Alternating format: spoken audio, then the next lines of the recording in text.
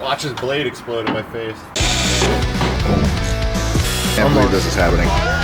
Yeah! All right, another Saturday at the shop that I'm not working on the S14. But today's a holiday, I only have a couple hours, and I've been kind of obsessed with wasting time and effort on my daily / tow project, the Raptor. So this is a first gen, so it's a V8, not that EcoBoost stuff. For the most part, I picked it up bone stock, because it has an Edelbrock E4 supercharger. Goal for the truck is I want to build what I'm gonna call like the ultimate tow and expedition vehicle. Something I could tow my cars to the track with and also take out, go on adventures, go do camping trips and all that jazz, which seems super trendy, but I'm gonna try to make it look cool. Bro, I'm on the phone. So it's just me and Champ here today. Want to address a couple things. You know, you start noticing things that you want to upgrade. First thing that I noticed is while cruising on like dark highways, you can't always have the Pro 6 light bar on. So mega unnecessary, but it looks pretty rad. And the stock headlights are a bit underwhelming in both just how they look and light output. The later model trucks, the like 2013 and 14 came with these really nice projector headlights that I've wanted, but I can't really find the OEM ones and they're super pricey. So I stumbled upon this company called Raptor Retrofit. They make headlights that are also on Ken Block's Raptor tracks, so I'm sure they're good. They're basically 2013-14 style headlights with an upgraded Evo X projector in it. I opted to their small upgrade, which is this amber C-clamp. Their lights go everything from like, you get these super plain and stock looking all the way to like really wild with different colored beams and all this other jazz. But I went with something pretty plain. I'm sure the C-clamps are even a little bit too much for me, but if you're interested in them, check out their site. They got a bunch of stuff from like mild to wild, so you can check that out. But looks super simple. Comes with a koozie, which will come in handy today. Their wiring harness looks really nice and simple, labeled. So this should only take a couple minutes. I'm gonna toss these on really quick and then move on.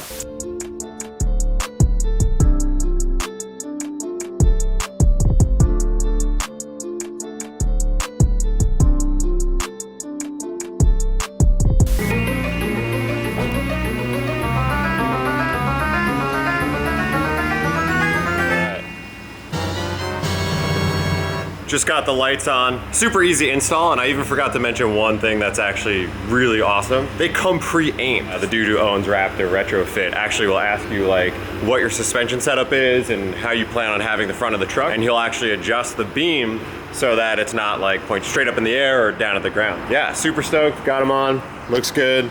Definitely updates the front of the truck a lot. All right, so I still want to finish up all the wiring. I haven't wired up the side lights on the Mrack yet because I want to get my rear light set up. I have these KC C2 LEDs. Are actually really simple because the front runner rack is really modular, so it has spaces for carriage bolts. These line up right here, and I could actually just mount these lights really simple, slide them in, and then I can mount these lights right here off the back. And these will be able to be adjustable, so I can point them down. And this will be really nice. This is what I want for loading trailers up at night and stuff. Out here in California, you do a lot of track days and stuff in the winter when the days are shorter, but the weather's better. It'll come in handy. Gonna set those things up really quick and then start getting ready to do the wiring.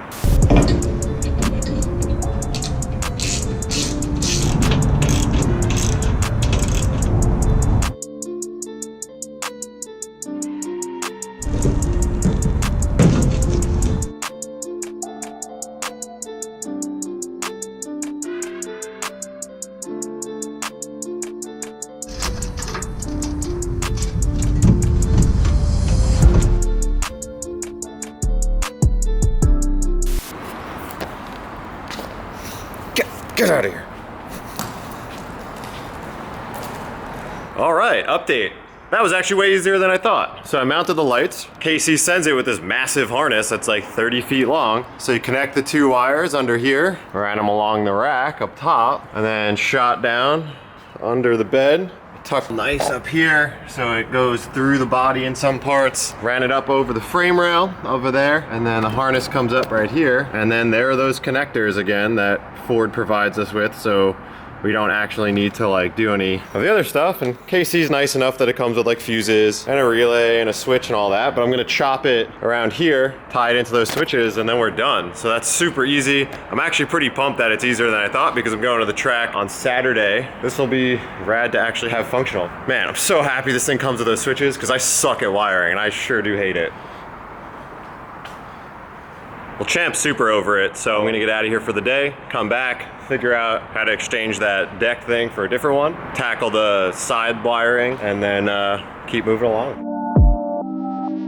All right, so I finally figured out how I'm gonna manage this storage situation. After we got the rooftop tent set up, the one thing I had to do was ditch my tonneau cover, which is basically, you know, the cover that goes here, and you could lock all your stuff in. Without that, whenever you have stuff in the bed, you have to watch out that's gonna get stolen, you're gonna take it out, put it in the cab. I finally found possibly the only tonneau cover that'll work for this application from Truck Covers USA, and they make, it's like a roll down gate, sort of like a garage door. Probably doesn't make any sense. So I'm gonna install it and then you'll see what I mean. Just got to pull off the wiring harness for the light, pull the tent off, pull the rack off, and then should be fairly straightforward. Say that now, check back in like 7 hours when I'm frustrated and hate doing this.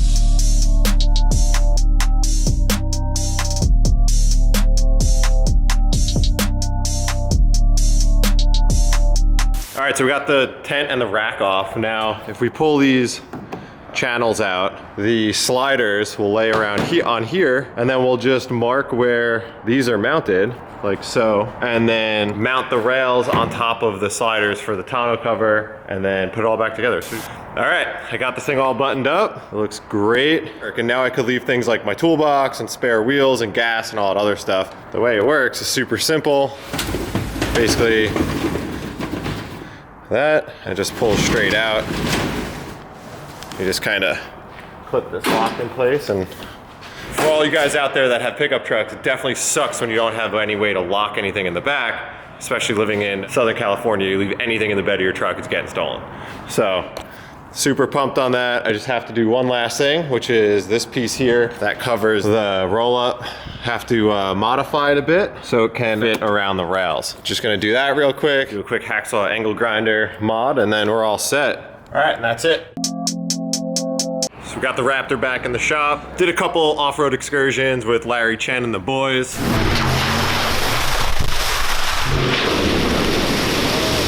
Truck's great on the trails, except I noticed that these factory Fox shocks are super clunky and pretty blown out. Truck only has 62,000 miles on it, so that's pretty disappointing. I did some research and figured out what suspension setup I wanted to do. Picked up some nice Icon shocks. 3.0 bypass coilover in the front, with an external reservoir, a 3.0 shock in the rear with the external reservoir, and some billet upper A arms, because the factory lower arms on the Raptor are pretty stout, but the uppers pretty puny, stamped steel. So this should be a really nice upgrade. The factory springs are actually 20% stiffer than stock, which I like because once I put on these nice projector headlights, the beam pattern is so good that when you step on the brakes, you can actually see how much the beams go up and down, and it's kind of gross. So step one, we're gonna take apart the front suspension. The front coilovers and the arms should be fairly simple to put in. They come with all the bracketry to mount the reservoir. The rear, I have a whole different setup with some bump stops because I use this thing to tow a lot. They have a progressive rate leaf spring as well as some air bumps. This way, when you tow, it doesn't sag too bad and it's really stable, is my main goal with this thing. It's late, it's Friday night, I wanna get going on this thing. So my goal tonight, just to tear it down, get the thing ready to install the suspension, and then Sunday come back, toss it all together. Hopefully this thing will be rocking.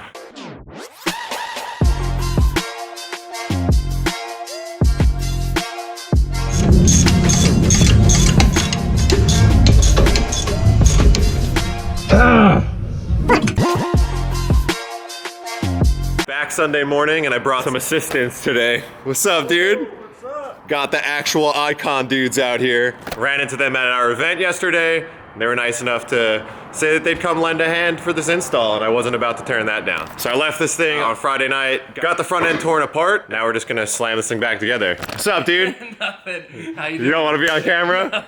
No. Well, now you are. I'm John Schaefer. I drive a Drift League series. What's up, guys? I'm Jeremy Headley, marketing manager over at Icon. Came out to help Vin get this kid on this Raptor here. It's cool. I've never worked on this truck before other than like bolt-on stuff, so really stoked to have people here that sort of know what they're doing.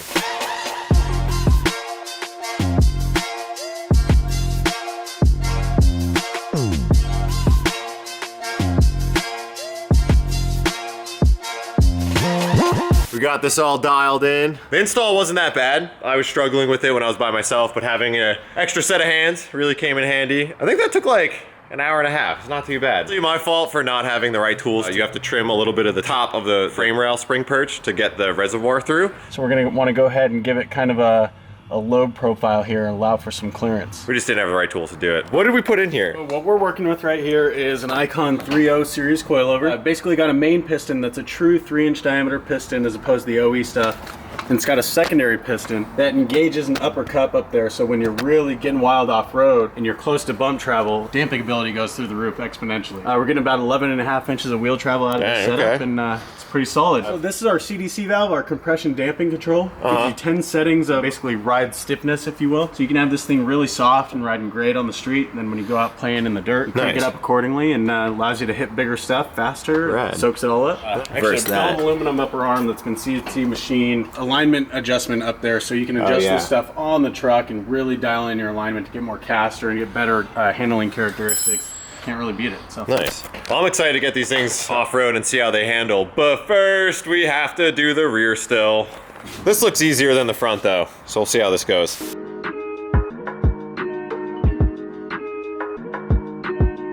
Got the rears in the air, getting ready to pull the shock out, and just want to take a look at these things, man. Yeah, buddy.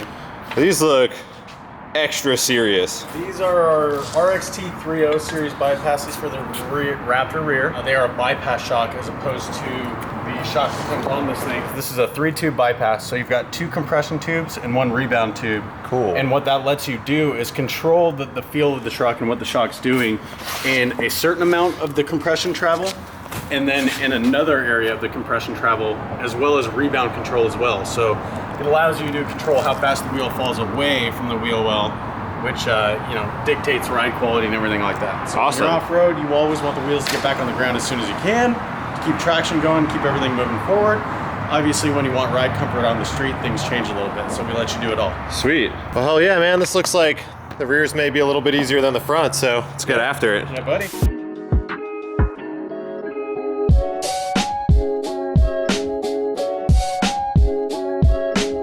So Ford is nice enough to do something where this bolt for the leaf spring comes out on the side of the gas tank. But the only option is either drop your gas tank or cut the bolt. Thanks, Ford. Watch his blade explode in my face. Yeah, it's not big enough.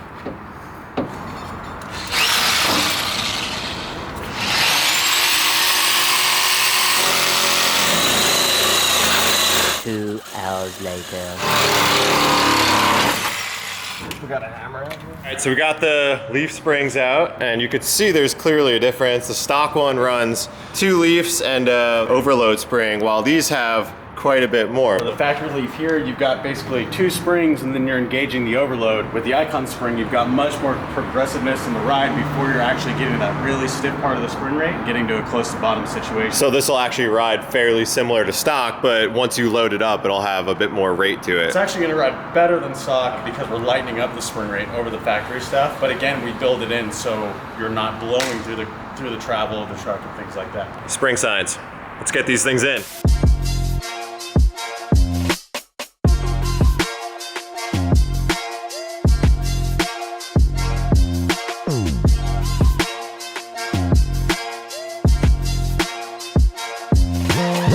Oh man, it looks freaking sick. I love that it's like no longer, it used to be like super dragster raked and now it's nice and level. Yeah, now you looks great. From the old man stance to the go fast stance. Dude, look how sick this looks. You can see the reservoirs and the bypasses. It looks super badass.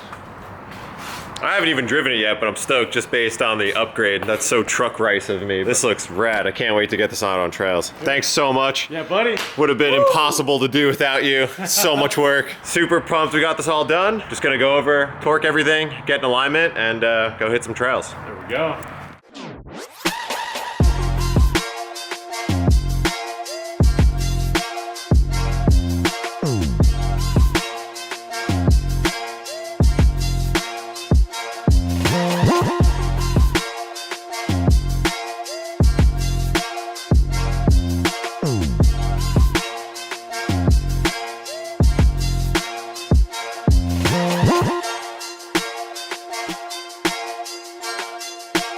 But there's actually better content on this channel, like Garage and other build shows that we do. And Brian directs Gymkhana, so he does Carcane Rehab, and he doesn't really do a lot, but he films it better than me. Tune back in, subscribe, like, comment, watch the videos, do the thing, and we'll continue to build cars, because that's the name of the channel. That's it, man. I don't know what else to say.